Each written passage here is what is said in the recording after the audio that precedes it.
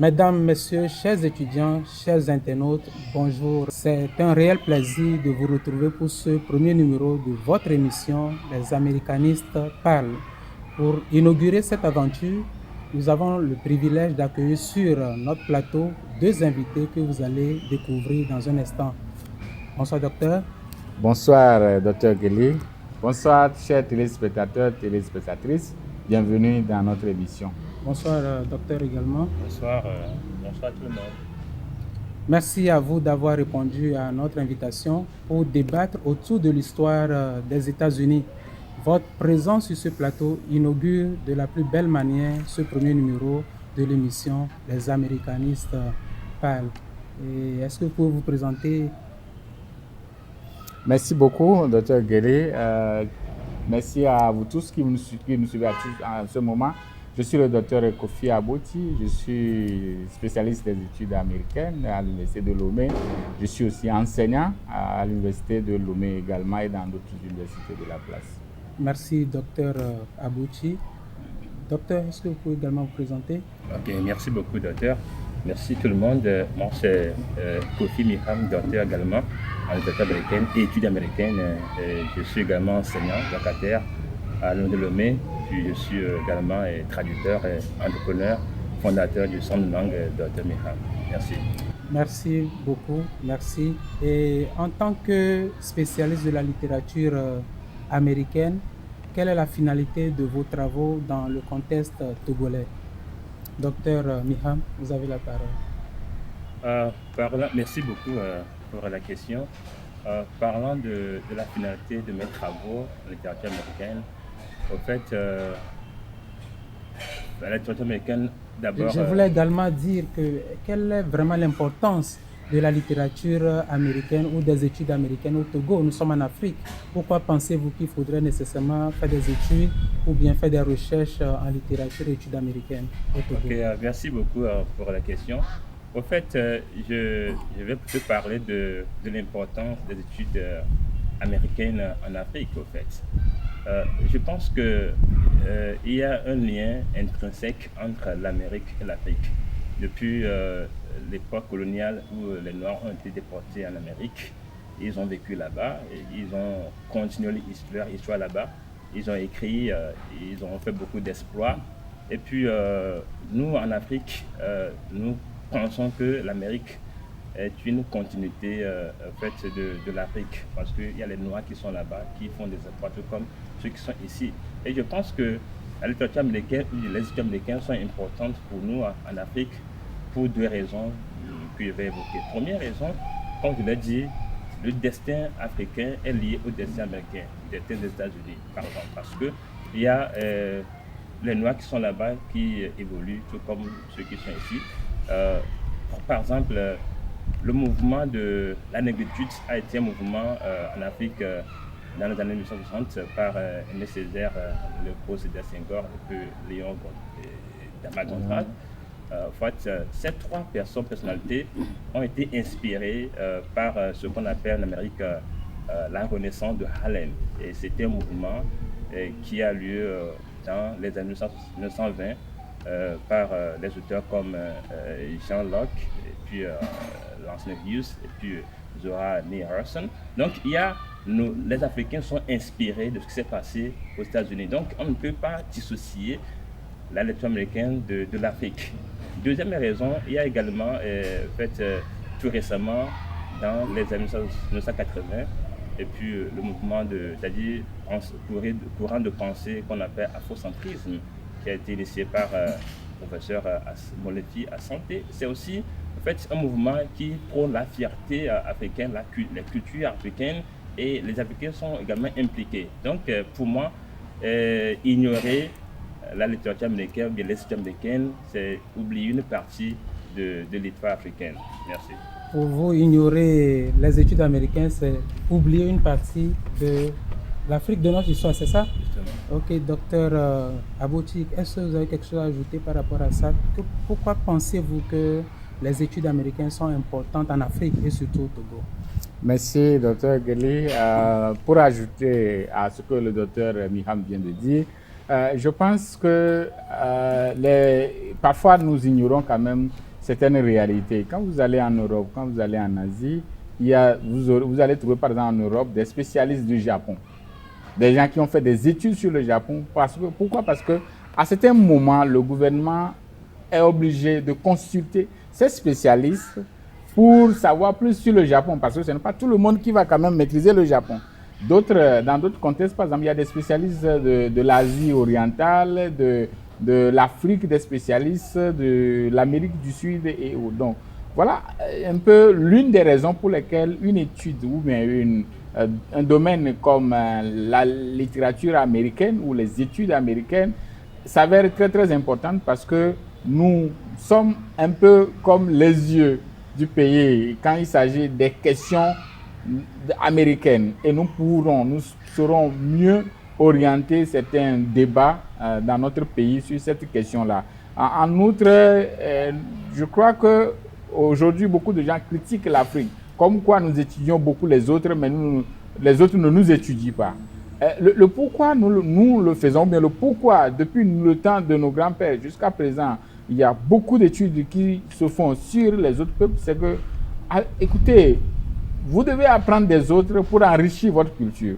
Nous avons beaucoup de choses très très intéressantes, mais si nous ne nous ouvrons pas aux autres, si nous ne cherchons pas à apprendre des autres pour enrichir ce que nous avons, je crois que nous aurons du mal à avancer. Et un peu partout, les peuples qui ont émergé, ce sont des peuples qui ont toujours cherché à comprendre les autres, à voler, si je me le permets le terme, des choses, à imiter, à apprendre des autres. Donc, si vous ne connaissez pas les autres, vous ne pouvez pas apprendre d'eux. Donc, la littérature ou les études américaines sont très, très importantes pour nous d'analyser le peuple américain, le comportement américain, les idéaux qui ont fondé l'Amérique.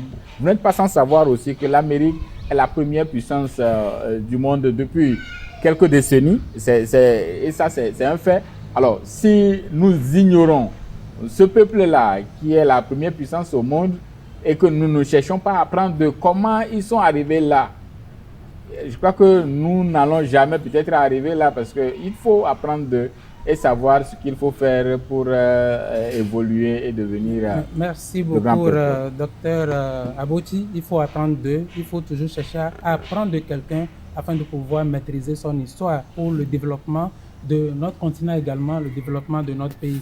Mais puisque vous êtes des spécialistes de la littérature américaine, je suppose que vous avez fait assez d'études concernant les États-Unis. Et donc, est-ce qu'il y a quand même un débat très houleux autour de l'origine des États-Unis, de qui a découvert les États-Unis? Je ne sais pas si vous pourrez nous dire à peu près comment les États-Unis ont été découverts et quelles en sont peut-être les grandes étapes de la découverte des États-Unis. Docteur Mika? Ok, merci beaucoup pour la question. La découverte des États-Unis demeure une question, une problématique, mais sur le plan officiel, on reconnaît Christophe Colomb comme celui qui a découvert l'Amérique. En fait, en effet... Docteur Miham, est-ce que nous allons dire que Christophe Colomb a découvert l'Amérique ou l'Amérique a découvert Christophe Colomb? Oui, voilà, c'est une problématique. C'est que les mots sont différents. Certains disent que Christophe Colomb a découvert l'Amérique. D'autres disent que c'est plutôt l'Amérique qui a révélé Christophe Colomb. Mais moi, je m'en tiens à la première thèse selon laquelle Christophe Colomb a découvert l'Amérique en 1492. Que s'est-il passé? Au fait, selon l'histoire, selon les sources, Christophe Colomb allait en Asie. Donc, il devait aller en Asie. Vers la fin du 15e siècle, il voudrait aller en Asie, et puis il allait, et puis il a rencontré un territoire, et puis il pensait qu'il est déjà arrivé en Asie. Il est retourné, et puis il a fait encore 4 autres voyages vers là. Donc c'est lui la première personne dans la pensée européenne à voir ce territoire qu'ils ont appelé le Nouveau Monde. C'est pourquoi en fait beaucoup de sources, beaucoup de documents disent que Christophe Colomb a découvert l'Amérique, au fait. Mais également, nous devons avoir une idée, parce que lorsque Christophe Colomb est arrivé sur cette terre neuve, il y avait des gens qui habitaient déjà, il y avait des Indiens de l'Amérique qui étaient là déjà, il y avait une vie, il y avait une culture. Docteur Aboti, que pensez-vous de cette assertion? Merci beaucoup, docteur. Je crois que c'est un débat très houleux, comme vous l'avez dit. un débat très houleux parce que quand on parle de la question de découverte, c'est quoi même une découverte? Est-ce qu'on découvre quelque chose qui est déjà connu? Découvrir, est-ce que cela veut dire connaître pour la première fois? Donc, ce débat reste entier, mais comme il a dit, c'est selon la pensée occidentale ou européenne. Selon les Européens, Christophe Colomb est celui qui a découvert l'Amérique parce qu'il ne connaissait pas cette partie du monde jusqu'aux années 1492. Donc, quand Christophe Colomb s'est retrouvé, en fait, son bateau qui était en pleine mer a subi beaucoup de mouvements et il s'est retrouvé là. Alors, revenant à la question, qui a découvert les États-Unis ou bien l'Amérique? La question reste très entière. Pourquoi? Parce que, comme vous l'avez dit, déjà plus de 10 000 ans avant Christophe Colomb, il y avait des peuples qui y habitaient. Ouais. Ces peuples qu'on appelle communément des Amérindiens, certaines sources pensent que ce ne sont pas des Amérindiens. Pourquoi les appeler des Amérindiens? Parce que tout peuple vient de quelque part. Les Européens, on les appelle les Européens, mais il y avait 10 000 ans, ils n'étaient pas là-bas. Ou peut-être il y avait 50 000 ans, ils n'étaient pas là-bas, ils venaient d'ailleurs. Mais on ne les appelle pas des gens venus de tel continent. Donc, les peuples qui y habitaient, les autochtones, les natifs, ont colonisé, ont conquis cette terre-là pendant très longtemps. Et certaines sources aujourd'hui même aussi nous renseignent que des Africains, avant Christophe Colomb, traversaient l'Atlantique et ils rendaient visite aux peuples qu'ils étaient. Et que même les peuples les autochtones de l'Amérique n'étaient pas très différents des Africains. C'était des peuples très similaires. Pourquoi? Il y a des preuves. Quand vous allez aujourd'hui au niveau de la Mexique, surtout au Mexique, vous allez trouver des pyramides. Tout comme les pyramides d'Égypte, tout comme les pyramides de Soudan. Comment se fait-il que des peuples différents peuvent construire des œuvres architecturales d'une portée très, très avancée et que ces œuvres soient toujours là? Donc, si jamais il n'y a pas eu de communication entre les deux, on ne peut pas trouver les mêmes œuvres chez eux. Comment ils se déplaçaient, ça, on ne le sait. Parce que jusqu'au jour d'aujourd'hui, même les pyramides, personne ne peut expliquer clairement comment les pyramides ont été construites, quels sont les moyens qui ont été utilisés pour les construire. Donc, en gros, pour revenir sur la question, le débat est toujours ouvert, mais nous savons quand même que l'Amérique était bien habitée avant Christophe Colomb. Christophe Colomb s'est retrouvé là-bas par accident, et même c'est le peuple, les autochtones, qui l'ont sauvé et qui l'ont nourri et l'ont aidé à retrouver son chemin pour retourner en Europe. Et après, il est revenu. Donc, lui-même n'a jamais même revendiqué avoir découvert l'Amérique. Il pensait même qu'il était en Asie. C'était plus tard, des années plus tard, qu'un navigateur historien italien qui s'appelle Amerigo Vespucci. Justement, docteur Abouti, j'aimerais d'ailleurs poser cette question pour savoir à peu près quel rôle Amerigo Vespucci a-t-il joué dans la reconnaissance du continent comme un nouveau monde. Je parle du continent américain en général, sinon de la terre neuve qui est les États-Unis d'Amérique. Quel rôle a-t-il joué vraiment dans cette reconnaissance? Après Christophe Colomb, Amerigo Vespucci, au début de 1500, a rendu visite à cette terre. Lui, il a visité. Quand il est arrivé, lui, il a constaté, contrairement à Christophe Colomb, que non, cette terre, ce n'est pas l'Asie, c'est une autre terre. C'est un nouveau monde. Donc, c'est lui qui, quand il est retourné chez lui, il a donc dessiné la carte du monde. En dessinant la carte du monde, il a indiqué que cette partie du monde s'appelle le Nouveau Monde. Et dans la description, il a donné son nom, qui est Amerigo, plus tard devenu America. Donc, c'est comme ça que le nom du continent américain a été donc connu, et c'est grâce à Amerigo Vespucci. Donc, selon l'histoire, la première personne venue des terres européennes à dire ou à reconnaître qu'il a mis pied sur une terre que les Européens ne connaissaient pas, cette première personne, c'est Amerigo Vespucci, navigateur italien. Merci beaucoup, docteur Mia. Est-ce que vous avez quelque chose à ajouter par rapport à Amerigo Vespucci, par rapport à tout ce qu'il a fait aux États-Unis? Parce que, comme il a dit, il a redessiné la carte du monde et là, il a indiqué que ce que Christophe Colomb avait découvert, en réalité, ce n'était pas l'Asie, ce n'était pas une partie de l'Asie, mais c'est plutôt une terre neuve et il a donné son nom, Amerigo, qui est devenu plus tard Amérique ou America. Est-ce que tu as quelque chose à ajouter par rapport En à fait, cela? justement, comme mon collègue l'a dit, Amerigo Vespucci, certains disent aussi que c'est lui qui a découvert, c'est lui qui a vu l'Amérique parce que c'est son nom qu'on a donné au continent américain.